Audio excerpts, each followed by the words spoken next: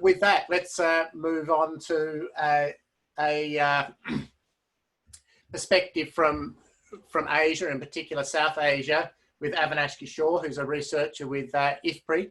I've worked with Avinash quite a lot over the last few years, and are always astounded by his sort of encyclopedic knowledge of everything to do with agriculture and small-scale agriculture across the region. So, Avinash, we're really pleased to have you join us this afternoon to give us a little bit of a perspective on how you see these issues playing out across your part of the world. Now, what are the really big issues there, and do you see some big differences or big similarities in terms of what you've heard in terms of the stories from Africa and Latin America? Thanks, Jim. Thanks a lot for this opportunity. Actually, I was surprised by how many similarities there are in concerns that the three speakers before me expressed. Even though you would imagine a family farmer in Latin America would be a very, very large farmer by the South Asian scale. But many of the issues that he raised are similar in South Asia and India. So the title of the session was Trends, Challenges and Opportunities. So I just want to list the four that I thought of, and I would list them first in case I run out of time.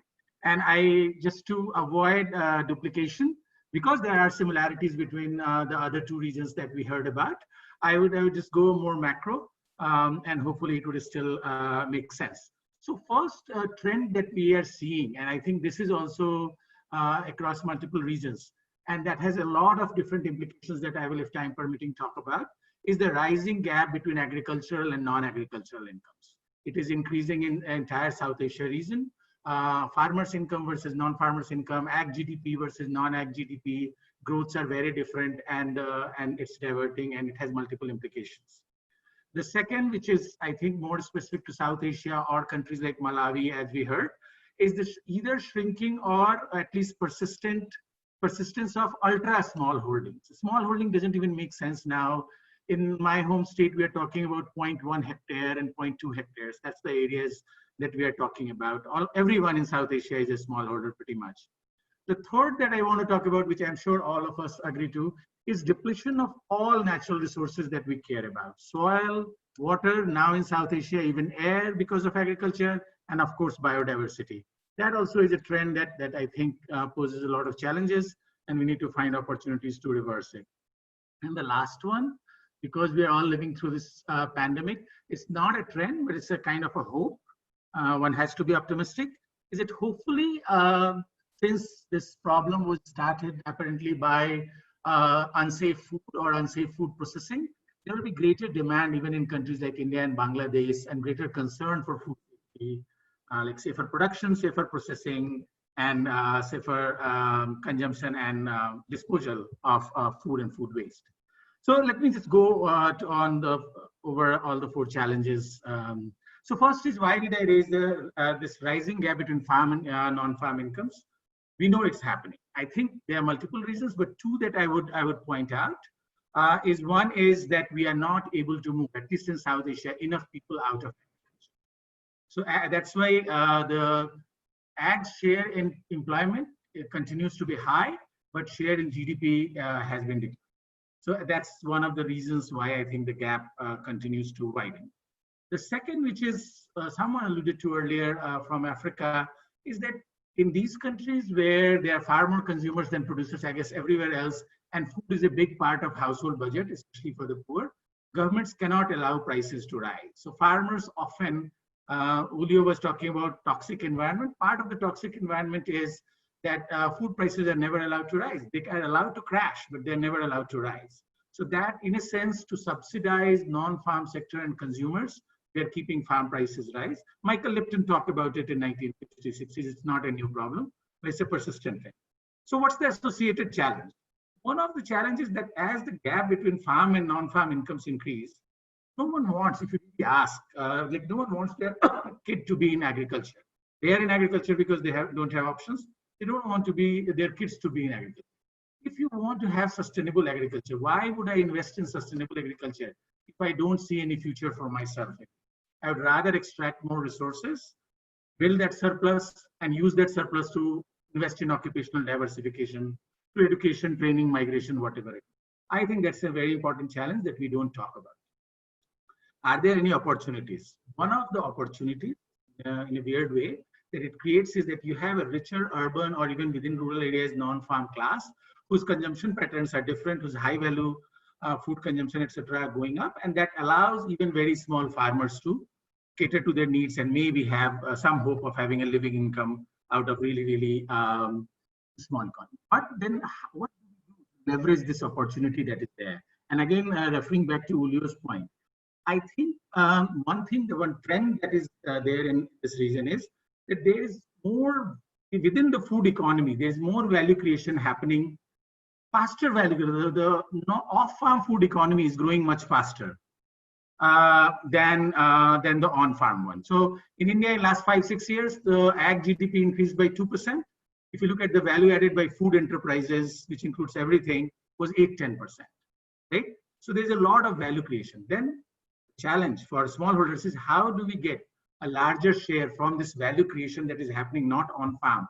How do we get a larger share for the smallholder of this value creation that is happening off farm? And I think there's one model in India that is celebrated, the Amul Dairy, the White Revolution model, where farmers own not just the production part, but also the processing, the marketing, and the brand. And that gets them 80% of the consumer's price. Challenge there would be it's not easy to replicate Amul's, even for milk, leave alone for other commodity. And that's the challenge that I think we need to grapple with in times to come. The second is the shrinking or persistence of smallholders. What does this trend apply? This trend implies that the traditional market that Uli was talking about, you have every farmer has very small surplus, and it's a challenge to earn a living wage of the agriculture, especially in this era when everyone has rising cash expenditure, right? Even a farmer is spending money on data, etc. And one thing that I want to point out about traditional markets, etc., is that you hear about a lot of new schemes and plans to increase farmers' share of money. But as I studied market in at least South Asia, I think there are no low-hanging fruits there. Yeah, and two things, we also talk about policy engineered land consolidation or market land consolidation where holdings will consolidate. I think that's not the Asian model. Chinese land holdings, Vietnamese land holdings are even smaller than South Asian. So our holdings will be small. And what we will need is better institutional models or innovations to reduce the gap between consumer and producer prices. But I want to alert that there aren't any easy quick fix solutions. The markets have picked up the low hanging fruits that were there to be. Given the infrastructural limitations and other limitations, these much blamed, much maligned informal markets do a pretty good job. And improving upon them would be a challenge given the situation of diffuse production, small producers, and not that rich consumers. The third is, of course, well known, the all-round resource depletion. The challenges here is that you have policies and programs. Every country in the region has policies or programs for sustainable intensification of agriculture. But if you look at if you follow the money, every country in the region also has 100 times more budget allocation for some program or set of programs that is directly hurting the environment, that's directly incentivizing unsustainable agriculture, be it cheap electricity, subsidized fertilizer, etc. And it's not only India, it's in other countries too. And it's very difficult to reverse these policies, populist or subsidy policies in democratic setups. I guess even in authoritarian setups, but more so in democratic setups. But that said, there is one opportunity that is emerging with this digital infrastructure improving and unique IDs, etc. Governments in the region are also exploring, and India at least has moved a long way in moving towards direct cash transfer to support farmers. As long as the gap between farmers and non-farmers keeps widening, there will be popular pressure to support farmers if there are a large number of farmers, right? So governments are moving at least a few steps in the direction of direct cash transfers and income support to farmers instead of distortionary subsidies, subsidizing inputs, etc. That gives me some hope that maybe over next year, as these trends become stronger, we will have farmer support, which we need, but without distorting or destroying the environment. The last one that I'm going to talk about is this. I'm hoping that with this risen awareness and thinking about food safety, not always on the radar, there will be greater willingness, there will be greater concern, and hopefully greater demand for safer food. But there's a challenge. I worry that Indian state overestimates, and South Asian states overestimate their capacity. They do not realize that money is not the scarcest resource in the region, though we are poor. It's the state capacity, the bureaucratic time, which is the scarcest resource. India, for example, has 150 million producers, farmers, I mean, and I just recently analyzed some data, 20-25 million food enterprises, each is tiny. Any regulator, go ask any regulator, even in the most developed part of the state. Regulating 21 million users is like regulating tailpipe emissions from cars, right? Carbon emissions from cars. It will be impossible. We'll never have the kind of state capacity where we can regulate the behavior of 150 million producers. Each is tiny, most of them are informal, have very little connection with the state. So what I want to, through this forum, I want to impress upon any policymakers listening to it, that while we should regulate, improve our regulations regarding food safety, I think we need to work through behavioral change communication and campaigning for raising awareness and interest. I think penalties and regulations are not going to get us safer food. First party enforcement, awareness and greater interest, and supporting people who are interested in changing their behavior, changing their business practices. That's what something, a bureaucratic way, a heavy-handed top-down manner where you pass new regulations. We do need safe food. Everyone wants safer food. But for this reason, where the food system is organized very differently, with millions of very small producers and processors scattered over vast countrysides, we need to take a different approach compared to, let's say, what many other countries have taken in the past or today's developed countries. Those are the 4 trends that I wanted to talk about. Thanks a lot for this opportunity.